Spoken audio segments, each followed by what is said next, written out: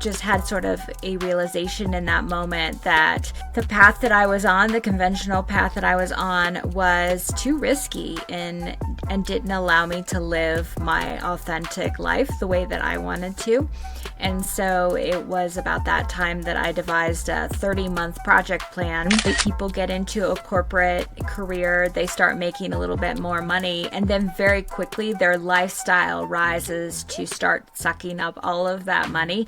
And it's kind of a vicious cycle, right? Because you can't suddenly say, hey, this work isn't fulfilling to me, let me make a change. When we put all of our eggs in our house basket, planning on home equity to be our wealth vehicle, it can be kind of risky. I wanted to be mortgage free. I wanted to be debt free. I wanted to have that sense that I don't owe anybody anything. And so as long as I can feed myself and, keep the lights on, that will allow me to have career freedom, that will allow me to have time freedom, that will allow me to have the autonomy that so many people never get until they retire.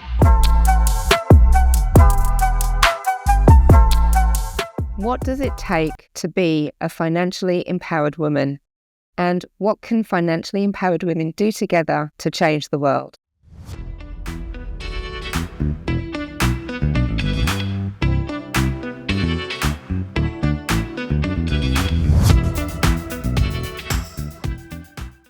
Hello, and welcome to the Financially Empowered Women podcast. My name's Dion Payne. I'm your host today. And as my guest, I have Laura Lynch.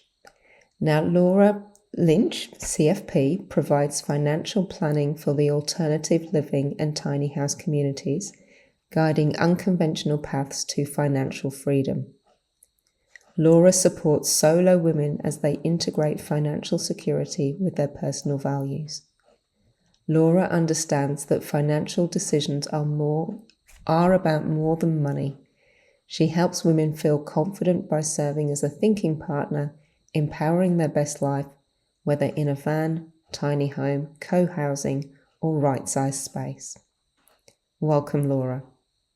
Now, Laura, a financial advisor and a tiny house expert is a bit of a rare combination. How did you get to this point? Yeah, that's a great question. Financial planners are more and more finding that they need to focus on a particular unique person in order to add value in this industry. And so I actually came to the unique combination through sort of my personal life path. So like many folks, I followed the conventional wisdom.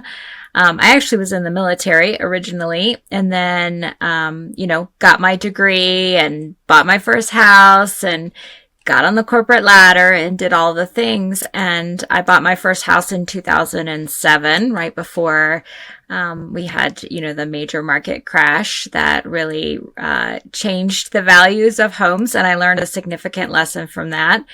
And then I moved on to continue my conventional path until the pandemic, which changed everybody's life in so many ways. And I just had sort of a realization in that moment that the path that I was on, the conventional path that I was on, was too risky and didn't allow me to live my authentic life the way that I wanted to. And so it was about that time that I devised a 30-month project plan to move my career, to move myself geographically, and to downsize into the tiny home where I am sitting right now. And that was a huge transition and took a lot of work and effort to get there. And in the process, I had to leave my corporate financial planning role because I wasn't able to transfer geographically. And so it presented me with an opportunity to launch my own firm to focus on other people that are thinking differently about housing and differently about money. And so it all just sort of is symbiotic in the sense that without this tiny house, I wouldn't have been able to launch a firm from ground zero. And without my career, I wouldn't have had sort of this inside look into money and how to help people. So it's all tied up together. My passion, my career path, and my lifestyle are all just the truest version of myself that I have finally come to after all those decades of doing what I was supposed to do. Yeah. Do you know, as you're speaking, I kind of think of this and think it's almost, dare I say it, we're being sold a bit of a lie. This conventional path is not suited for all of us. And so it comes down to us to actually find the way to make an income, make a living that really makes our hearts sing. Yeah, I think there's a lot of people out there trapped in career paths, and I've just written and put on my own podcast some information about lifestyle creep and kind of what happens, right? People get into a corporate career, they start making a little bit more money, and then very quickly their lifestyle rises to start sucking up all of that money. And it's kind of a vicious cycle, right? Because you can't suddenly say, hey, this work isn't fulfilling to me, let me make a change, when now you have the lifestyle that you have to support. And so I feel like there's a lot of people that are, just going to work to go to work every day to pay the mortgage instead of doing something that really lights them up. And so that's why I'm always talking about alternative living as one way to sort of exit that sort of conventional path and to downsize in order to reduce your cost of living, to allow you to retool your day into something that really is more true to you. Absolutely. And I remember when we had a conversation the other day and you shared with me about how, and I don't know if this was in your case or if this might have been a client of yours, but when they looked at the expense of running their home, they realised that it was $400,000 in interest that they were paying for a home that they were just thinking, well, it's probably more than we need anyway. Yeah. So just basic math, right? On, here in the US, people end up in a lot of time in 30-year mortgages, and average cost of a home here last year was around 430,000, and interest rates being what they are, you end up paying double that amount for your home. And that's just principal and interest because of the interest over 30 years. So it's a lot of paying someone to use their money, which has been really positioned as positive debt or, redeeming debt or whatever. And yeah, maybe, there's a little tax deduction there and maybe it does help you build some home equity, but living in a tiny house can also allow you to reduce your overall costs and therefore save more in other vehicles for which you're not having to pay somebody interest on a regular basis, and to which you have greater access than home equity. Because with home equity, you can't just chop off your fourth bedroom and go sell it and cash some out when you need it. It's hard, right? You have to sell that house and you have to find somewhere else to live and maybe try to downsize. And there isn't a lot of home options that are being built that are smaller. So when we put all of our eggs in our house basket, planning on home equity to be our wealth vehicle, it can be kind of risky and people aren't necessarily thinking about those risks. So I like to think about how can we diversify wealth and how can we be having more different places that we can pull from, or income streams, or relationships, talents, all the ways that we can help take care of ourselves. Yeah, amazing. And this is quite a pertinent conversation to be having, particularly in Australia, because the sort of pervasive wisdom really is you have a home, you build up your equity, you rely on capital growth, and that is going to take care of you in your super. But actually, I think a lot of people are finding that it's not quite as simple as that, because they are still paying off the mortgage when they are, sort of late into and close to retirement. Yeah, more and more retirees are still in a mortgage because there's also that expectation that you constantly upgrade and upgrade and upgrade that home over those years. And so you just keep getting a new mortgage every time you do that, and kind of increasing that length of payment period. And so more and more retirees are still in a mortgage and still having to pay that, and having a really hard time finding opportunities to downsize, because like I said, home builders and developers, as you know, right, they want to develop properties for the, biggest profit margin, and they're not necessarily thinking about what's affordable or what would be a good downsize opportunity for retirees or anyone. That's right. And Property Developer 101, so I did used to be a property developer, as you know. Property Developer 101 is that you build the popular things where you can sell them, which reduces your risk as a developer. But then when the popular things seem to be the 4-bedroom homes, you just build more of those. For me, I remember it being quite a game changer when we took on a project where it was 1-bedroom townhouses. There were only 14 of them at the time, but I reckon we could have sold them 10 times over. There was such a pent-up demand in that area because there wasn't anything that was like that. And that for me just was when the light switched on and went, smaller spaces equals more affordability, equals a good outcome for the community. And for the people that are living in those. And that's what people, not everybody's going to want to live in a tiny home or live in a 1-bedroom townhouse, but there is certainly a demand for it, which is not being currently met. Yeah. There's a lot of talk about how that, I've just been listening to Market News where they're talking about the shrinking population, right? Because people are having fewer and fewer offspring. And so smaller families, but homes keep getting larger over time. And so there's this disconnect, and that popular element that you talk about. Well, what's popular is what's available. And when you're in, sort of critical housing shortage, people think, whatever's available. And if whatever's available has been built to be larger, that it's kind of a reinforcing sort of, idea where what's popular is what's there. And if we had built other options, maybe those would be quite popular too. Yeah, cool. So tell us about the practicalities of tiny house living. Yeah, that's a great question. Certainly, as you pointed out, not for everybody. For me, because I have no children myself, and it's just the two of us, but we do have dogs. But you have 3 dogs, I think? I'm sorry? You have 3 dogs, I think you said?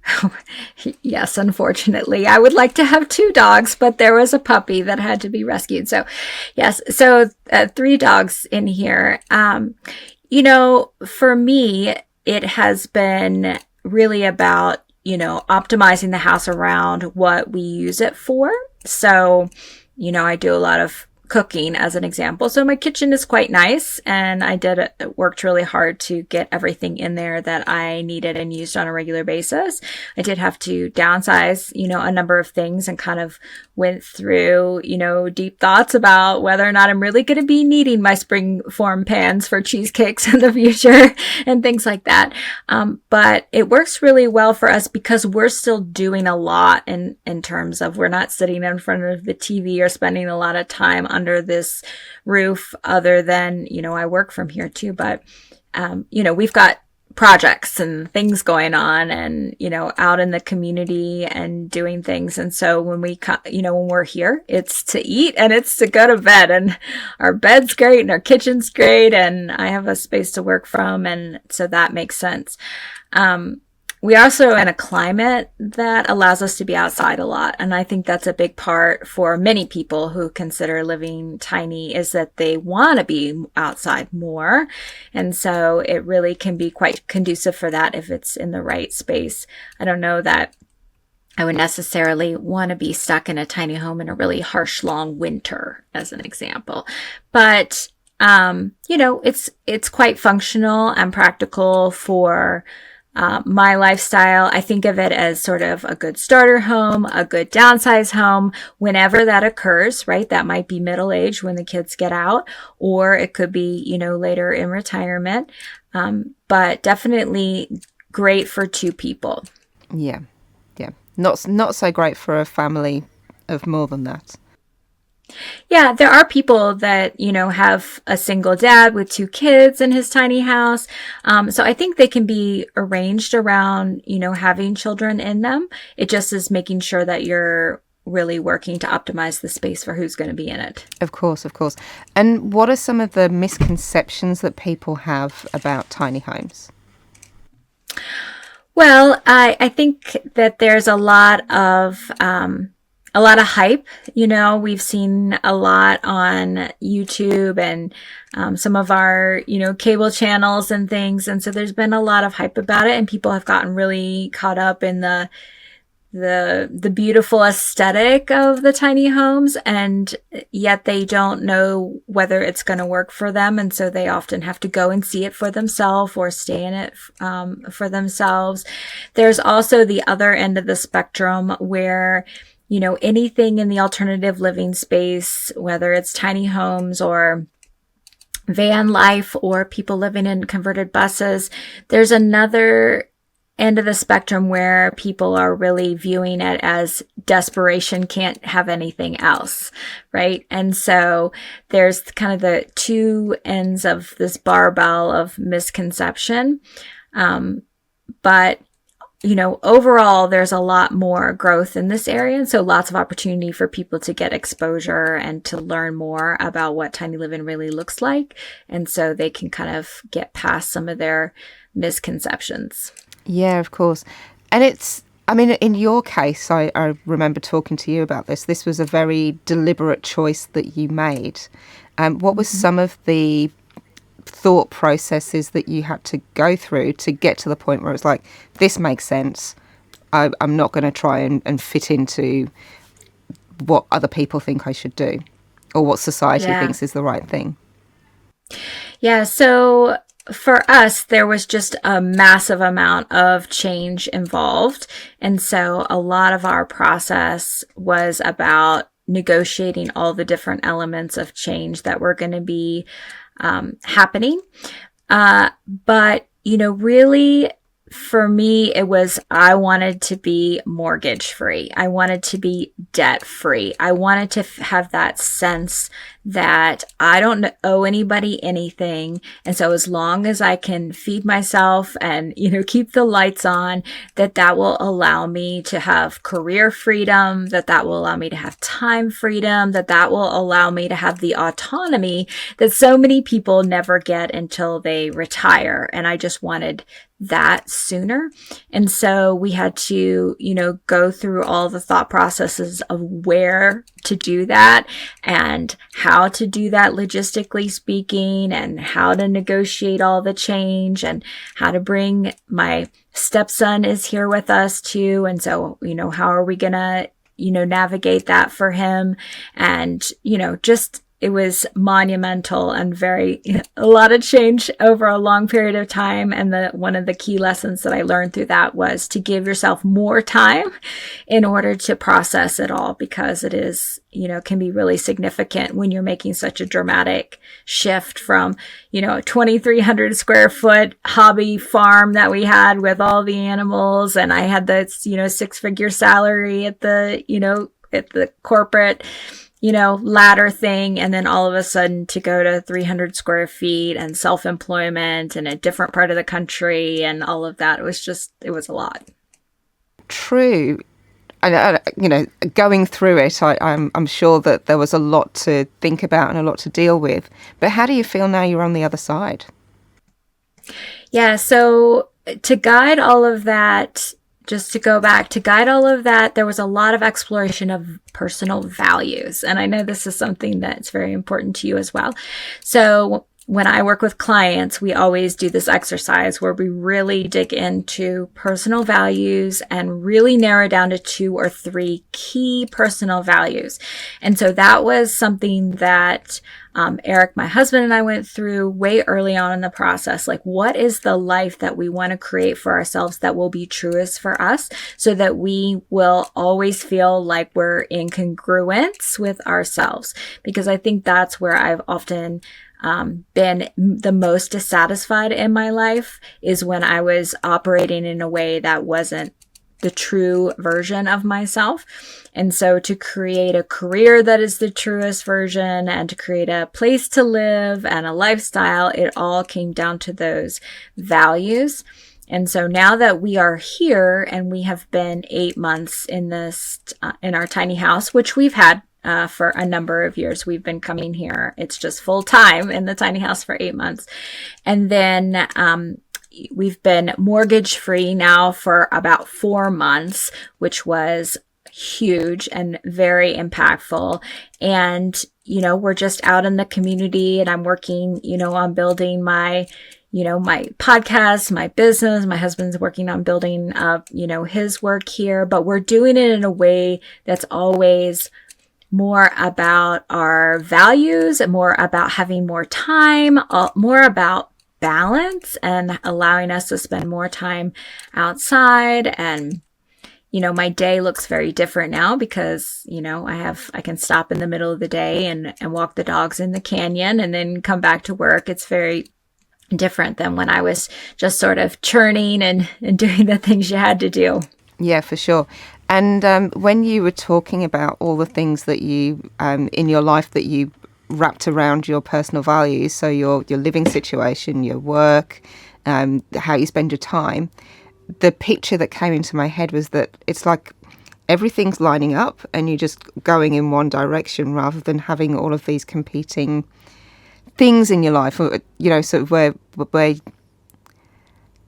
bit tricky to explain it. The picture's much better in my head, but I can just see that there's a flow that comes from that, and a joy to life that comes from that, rather than second guessing yourself, or just basically living in a way that you feel dissatisfied by.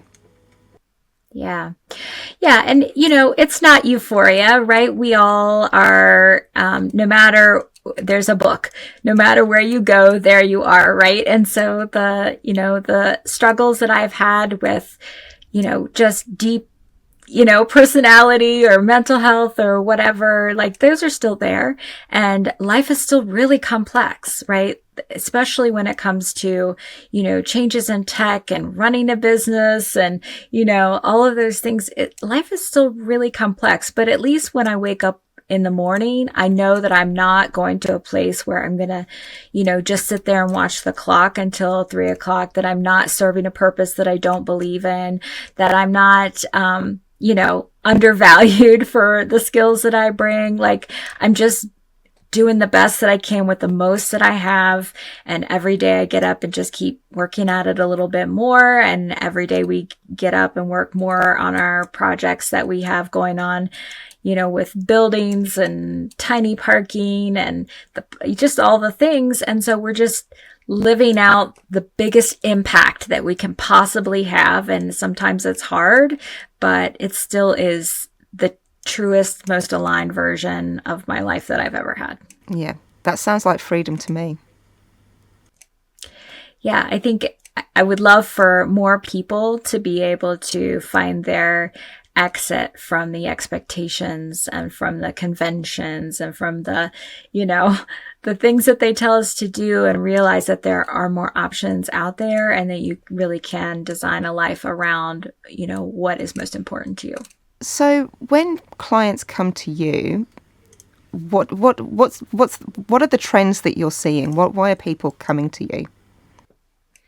Well, like in Australia, in the US, we have a tremendous housing price problem in that it's not affordable. So, the average home price, people have to be making 6 figures in order to be able to afford a mortgage on the average home, which is just beyond, it's just reaching only the top, whatever percentile of folks. And then young people, especially, right, who aren't in that position, are really struggling to find options when it comes to housing. And we have this shortage exacerbated by the high interest rates, where people that are in lower interest rate mortgages don't want to, move because they don't want to take on, more interest, which of course makes good logical sense. And home builders aren't building smaller homes necessarily, and nobody's wanting to build density. And people that, are in a home, they don't want smaller homes or tiny homes in their backyard. We have these not in my backyard NIMBYs out there. We have them too. Yeah. So a lot of struggles that kind of create this interesting moment in history where we have to, where other options, more creative options, are suddenly getting more attention. And so, of course, tiny homes are one option. People are, as I mentioned, living in vans or converted buses. People are co-buying homes. There's a lot of accessory dwelling units being added onto residential lots, where we're having multi-generational families coming together in smaller homes on a larger lot. There's all kinds of forward movement in the legality space in places that are really struggling, like California, that are allowing more of these accessory dwelling units on properties, and tiny houses are sometimes allowed municipality by municipality. But when folks come to me and they're interested in doing something different like this, then first question we have to ask is where. Because in the US, every single jurisdiction, city or county has its own rules, and some have recognized tiny houses as a legal, residential dwelling, and some have not. Some recognize them with wheels, some they have to be on foundations, and it's all these different zoning and building codes that vary so much by each municipality. So figuring out if you can do what you want to do, where you want to do it, is the very first question that we have to navigate. And then the second question is, what about the money part? Because there aren't any mortgages for tiny homes. So those are the two major things that folks are having to navigate. And it's not as simple. It's not a paved path, like going out and just getting a mortgage for a house, right? It's not the same. And all the houses that have been built and that are, for sale, all have followed all the required rules and regulations. So you don't even have to research that part either. So it takes a certain person who's willing to, do the extra work in order to kind of get to the prize at the end. Yeah, of course. But then for me, it comes back to values in terms of what you said. So if the alternative is doing it the traditional way, which you can see for yourself isn't working, versus trying something different. And even in the trying something different, there's a number of different options there, as you mentioned. So your tiny house, your co-buying, your van life, that kind of thing. So even in the alternatives, there's different options that are available, which is really cool. Sure. Yeah, there's people that I know of that are house sitting for a living. So they just go and house sit, and they take different jobs. And there are people, of course, digital nomads that are just Airbnb, around the globe, working remotely. So lots of different ways. I have, clients that live with friends full time. So they just move between their friends all over the globe. There's so many different ways to think about this. And really it's about, understanding kind of what is the life that you want to have, because for some people moving around a lot serves a purpose and allows them to connect with all of the places or people that they want to connect with, and other people, they want to be more rooted and kind of dig into a community. And so you have to kind of, figure that out when you're looking at these different alternatives. I'd love to know, just if people want to work with you in some way or learn more about what it is that you're doing, how could they do that? Yeah, so the best way to follow me is I have a podcast, Less House, More Moolah, and I put out episodes every week. So I have lots of different inspiring guests living this lifestyle on there. And I talk about, concepts that come to mind, like the lifestyle creep that I was talking about a little bit ago. And then, of course, my website is thetinyhouseadvisor.com. Fantastic. what you just said then also reminded me of something else that we spoke about when we talked the other day, and you said many people are only one bad day away from homelessness. That's quite poignant and quite true. Yes. Yeah, I think it's, the work that you're doing out there in the world is so important because especially when you're in a place of, when you're in a place of debt, housing debt, and you're a single income family situation, we're all just one day away from being laid off and not being able to make that mortgage payment or that rent payment and being evicted, right? We're all so close, and we all kind of just operate in this blissful ignorance of how scary that can be. And of course, creating a good, 3-month savings, plan or whatever for yourself is one way to protect yourself from job loss. But we are all just plodding along in our lives, and any of us could be in a point of crisis at any moment. And so if we think about that, we can think about all the folks out there that have crossed that, that moment and where they are and how do they get back to a place of, having a safe roof over their heads. One of the reasons that I wanted to bring you onto the podcast was, I'm quite fascinated by tiny house living, and as somebody in the property development space, I think it's really interesting and really viable. And so I just wanted to have this conversation, bring this conversation to a wider audience. But also what I've got out of this podcast episode is just there's so many options, and really it's about coming back to what your values are and making conscious decisions from that, and rather than sticking with what's expected of us or what society kind of pushes us towards. And the other side of that is freedom. So I just think that's a really important point to bring out of all of this conversation. Yeah, we all get to make choices about the paths that we go on, and oftentimes we just default to the choice, right? That seems to be the conventional wisdom. And yet at the same time, that choice and that path may not serve us the best. And so now is a great time at this moment in history where, housing is in short supply and so expensive, and, people are having smaller families, and, women are out there trying to, have it all.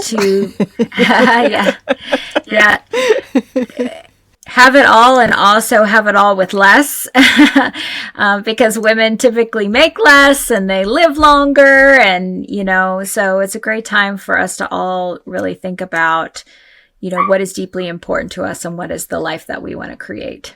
That's beautiful, Laura. I've really enjoyed our conversation. Thank you for joining us today. Yeah, thank you, Dion.